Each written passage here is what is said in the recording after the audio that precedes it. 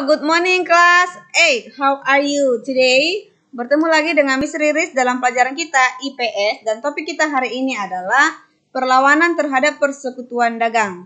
Nah, jadi ini terjadi ketika di masa-masa penjajahan bangsa asing ke Indonesia. Nah, apa sajakah itu? Yang pertama bentuknya adalah Sultan Baabullah mengusir Portugis. Nah, siapakah itu Sultan Baabullah? Sultan Baabullah ini nanti adalah dia itu anaknya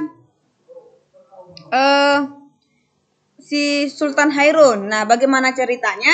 Nah, pada tahun 1592 terjadilah perang antara Tidore dan Portugis. Jadi pada saat itu bangsa asing yang datang ke Indonesia itu adalah bangsa Portugis yang bertujuan juga untuk mengambil rempah-rempah yang ada di Indonesia. Nah, jadi apa penyebab perang ini adalah karena Portugis menghalang-halangi perdagangan Banda dengan Tidore, gitu ya. Nah, mereka menghalangi dengan cara Portugis menembaki junjung atau perahu yang datang dari Banda menuju Tidore untuk membeli cengkeh, ya, yang mana cengkeh itu termasuk dari rempah-rempah hasil kekayaan alam Indonesia. Nah, oleh karena itu Tidore pasti tidak terima kan bahwasanya mereka diganggu oleh bangsa asing sehingga Tidore melakukan perlawanan terhadap si Portugis. Nah, singkat cerita Portugis kembali melakukan ulah. Portugis melakukan politik adu domba.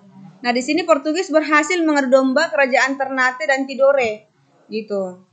Dan Portugis pada akhirnya ketika si Portugis berhasil mengadu domba antara Ternate dengan Tidore, nah Portugis tersebut mendapat dukungan dari Ternate dan Bacan, yang mana sebelumnya pun Tidore dan Ternate itu tidak dalam kondisi hubungan yang baik. Nah, jadi akhirnya Portugis mendapat kemenangan terhadap si Tidore. Nah, setelah itu rakyat Maluku yang mana adalah bagian dari Ternate dan Tidore sadar bahwasanya Portugis ini hanya akan merusak perdamaian yang ada di daerah tersebut. Nah, oleh karena itu muncullah Sultan Hairun yang berhasil menyatukan rakyat dan mengobarkan perlawanan pada tahun 1565. Dia menyatukan rakyat Ternate dan Tidore untuk melawan Portugis. Nah, terus mereka melawan, terdesaklah si Portugis ini didesak oleh gempuran tentara kerajaan yang dukung rakyat. Nah, pada saat itu ketika mereka sudah mulai tersudutkan, si Portugis menawarkan perundingan kepada Sultan Hairun, gitu ya. Jadi mereka menawarkan perundingan supaya tidak selalu melakukan gencatan senjata atau perang. Nah, jadi Sultan Hairun yang suka dengan kedamaian menerima saja ajakan si Portugis ini, gitu ya. Menerima ajakan Portugis untuk melakukan perundingan.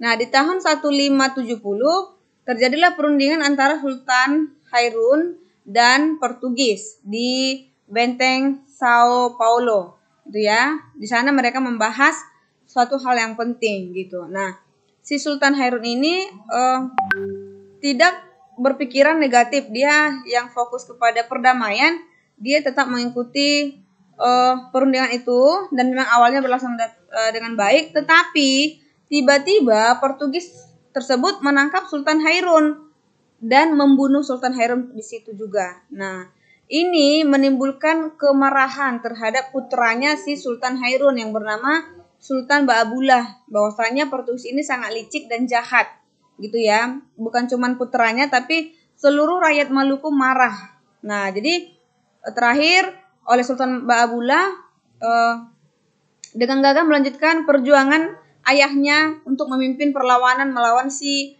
Portugis.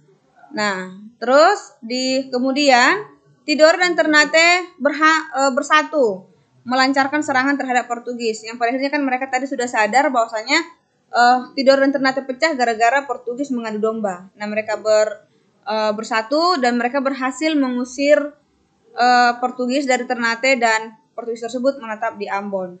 Itulah cerita Sultan Baabullah, yaitu putra Sultan Hairun yang melawan atau mengusir Portugis dari Maluku. Dari Ternate, maaf. Nah, itu di daerah timur Indonesia. Sekarang masuk kita ke daerah barat Indonesia, itu di Aceh, ya. Nah, cerita di Aceh ini adalah di masa pemerintahan Sultan Iskandar Muda tahun 1607 sampai 1639. Nah, pada saat itu armada Aceh ini sudah disiapkan untuk menyerang kedudukan Portugis di Malaka gitu ya. Jadi Portugis yang ada pada saat itu di Ternate atau di Maluku sudah terdengar kabarnya di Aceh gitu. Jadi ke armadanya Aceh ini sudah dipersiapkan untuk menyerang Portugis. Nah, saat itu Aceh telah memiliki armada laut yang mampu mengangkut 500 penduduk. 800 prajurit. Ya. Karena pada saat itu juga Aceh sudah menguasai atau kerajaan Aceh itu sudah sampai ke daerah Sumatera Timur dan Sumatera Barat. Nah, di tahun 1629 Aceh mencoba menaklukkan Portugis. Gitu ya. Namun, penyerangan ini belum berhasil, belum mendapat kemenangan. Hanya saja Aceh masih tetap berdiri sebagai kerajaan yang merdeka. Memang pada saat itu Aceh tidak berhasil menaklukkan Portugis, tetapi Aceh juga tidak dikuasai oleh Portugis, artinya sebagai kerajaan yang merdeka. Oke ya, next. Ketangguhan ayam jantan dari timur. Mungkin anak Miss juga sudah tahu ya, siapa tokoh yang dikenal sebagai ayam jantan dari timur. Ya, yaitu Sultan Hasanuddin. Oke, kenapa si Sultan Hasanuddin disebut sebagai ayam jantan dari timur? Karena dia sangat ditakuti oleh Belanda. Gitu ya, karena dia sangat gagah untuk melawan Belanda pada saat itu. Nah, si Sultan Hasanuddin ini juga merupakan Raja Goa di Sulawesi Selatan. Nah, suatu ketika cerita di sini adalah terjadilah perselisih pahaman antara Kerajaan Goa dan Kerajaan Bone. Gitu ya. Nah, perselisih pahaman ini dimanfaatkan oleh VOC untuk mengadu domba. Gitu ya. Nah, VOC atau Belanda mengadu domba antara Goa dan Bone, dan VOC memberikan dukungan kepada Bone. Nah, namanya Bone mendapat dukungan dari segi militer dan segala halnya dari VOC, sehingga Bone lah yang menang pada tahun 1666. Nah, karena Bone yang menang, otomatis Raja Goa yaitu Sultan Hasanuddin dipaksa untuk menandatangani perjanjian Bongaya. Ya, menandatangani perjanjian Bongaya pada 18 November 1667 atau setahun kemudian setelah mereka kalah gitu.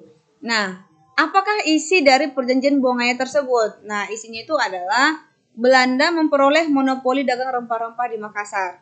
Nah, tadi kan yang berselisih paham itu antara Goa dan Bone. Nah, tapi karena si Belanda ini licik mengadu domba, ujung-ujungnya dia yang untung gitu. Belanda memperoleh monopoli dagang rempah-rempah di Makassar. Berikutnya, nomor 2, Belanda mendirikan benteng pertahanan di Makassar. Berikutnya, Makassar harus melepaskan daerah kekuasaannya berupa daerah di luar Makassar. Dan yang terakhir, Arupalaka diakui sebagai Raja Bone. Nah, kalau dilihat dari isi perjanjian Bongaya ini, yang diuntungkan di sini adalah Belanda itu sendiri, bukan Bone yang menang. Gitu ya.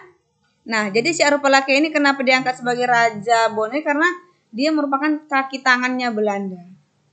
Gitu. Jadi banyak perselisihan atau hal-hal yang terjadi di masa-masa penjajahan ini, dan ujung-ujungnya tetap adalah untuk kepentingan penjajah atau Belanda pada saat itu. Oke, nah berikutnya yang terakhir adalah kita bahas mengenai serangan Mataram terhadap VOC. Ini bisa kalian baca. Oke, 2 kali mereka menyerang, 2 kali juga gagal, dan tugas kalian adalah kerjakan ini dan kirimkan ke WhatsApp pribadi Miss Riris. Thank you for your attention. See you in the next time. Bye-bye.